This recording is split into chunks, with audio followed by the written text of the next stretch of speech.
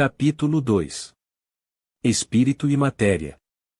Perguntas do número 21 ao número 28. Pergunta número 21.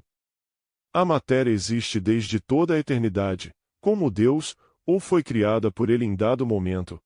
Só Deus o sabe. Há uma coisa, todavia, que a razão vos deve indicar. É que Deus, modelo de amor e caridade, nunca esteve inativo. Por mais distante que logreis figurar o início de sua ação, podereis concebê-lo ocioso um momento que seja? Pergunta número 22. Define-se geralmente a matéria como o que tem extensão, o que é capaz de nos impressionar os sentidos, o que é impenetrável. São exatas estas definições? Do vosso ponto de vista, elas o são porque não falais senão do que conheceis. Mas a matéria existe em estados que ignorais. Pode ser, por exemplo, tão etérea e sutil, que nenhuma impressão vos cause aos sentidos. Contudo, é sempre matéria. Para vós, porém, não o seria. A linha A. Que definição podeis dar da matéria? A matéria é o laço que prende o espírito. É o instrumento de que este se serve e sobre o qual ao mesmo tempo exerce sua ação. Deste ponto de vista, pode-se dizer que a matéria é o agente, o intermediário com o auxílio do qual e sobre o qual atua o espírito. Pergunta número 23. Que é o espírito? O princípio inteligente do universo. A linha A.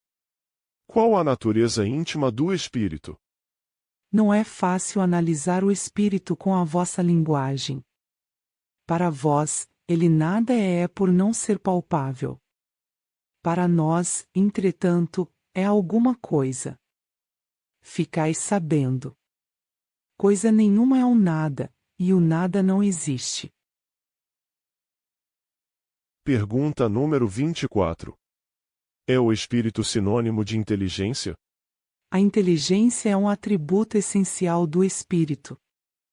Uma e outro se confundem num princípio comum, de sorte que para vós são a mesma coisa. Pergunta número 25.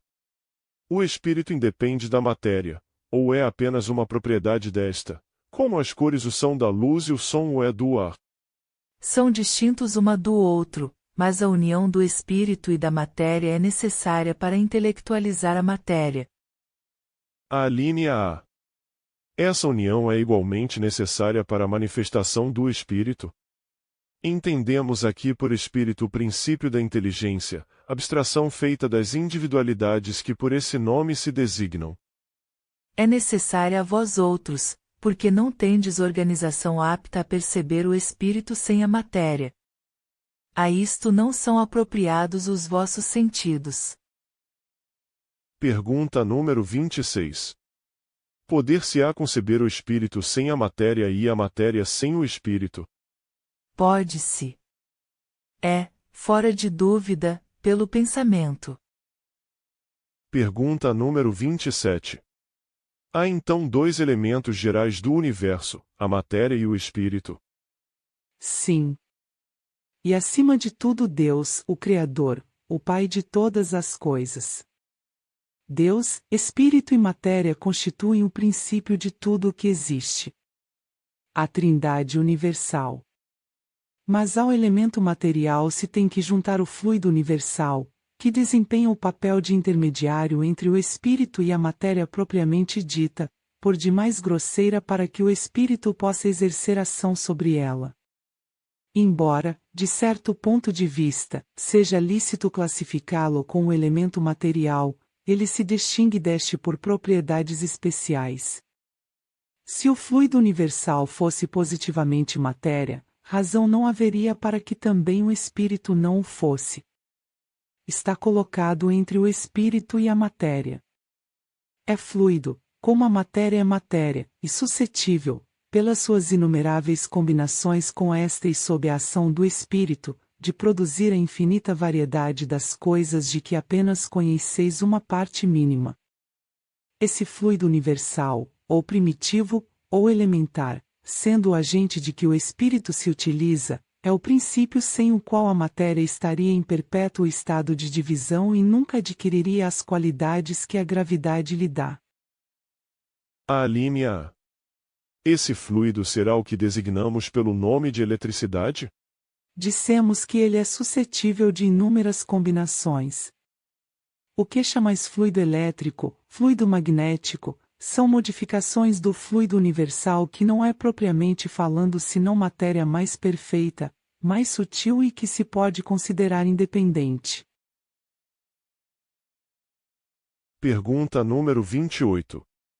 Pois que o espírito é em si alguma coisa, não seria mais exato e menos sujeito à confusão, dar aos dois elementos gerais as designações de matéria inerte e matéria inteligente? As palavras pouco nos importam.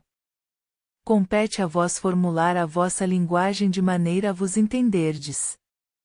As vossas controvérsias provêm quase sempre, de não vos entenderdes acerca dos termos que empregais, por ser incompleta a vossa linguagem para exprimir o que não vos fere os sentidos. Um fato patente domina todas as hipóteses. Vemos matéria destituída de inteligência e vemos um princípio inteligente que independe da matéria. A origem e a conexão destas duas coisas nos são desconhecidas. Se promanam ou não de uma só fonte. Se há pontos de contato entre ambas, se a inteligência tem existência própria, ou se é uma propriedade, um efeito. Se é mesmo, conforme a opinião de alguns, uma emanação da divindade, ignoramos. Elas se nos mostram distintas, daí o considerarmos-las formando os dois princípios constitutivos do universo. Vemos acima de tudo isso uma inteligência que domina todas as outras, que as governa, que se distingue delas por atributos essenciais. A essa inteligência suprema é que chamamos Deus.